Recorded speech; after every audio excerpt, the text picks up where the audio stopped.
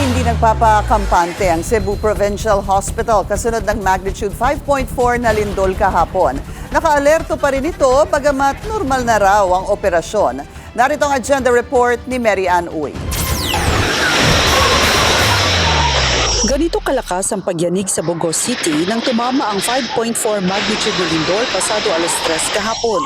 Nagsitakbuhan ng mga empleyado ng ilang tindahan dahil sa takot. Pag-uyog, naglumbaan na, may panagan ako ang anak. Agad din inilikas sa mga pasyente at empleyado ng Cebu Provincial Hospital ng Bogo. We were able to evacuate 130 patients, 260 significant others, 175 staff and personnel.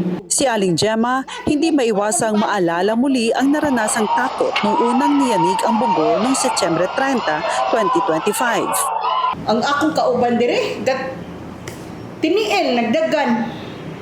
Kaya nagtungod ang lamin sa nagkabangga man sila.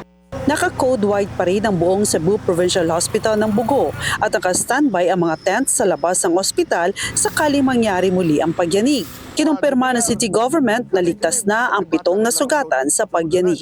Para sa agenda, Mary Ann Uy, Billionaire News Channel, Cebu. Mag-follow sa aming mga social media accounts at mag-subscribe sa aming YouTube channel para sa pinakahuli at eksklusibong mga balita.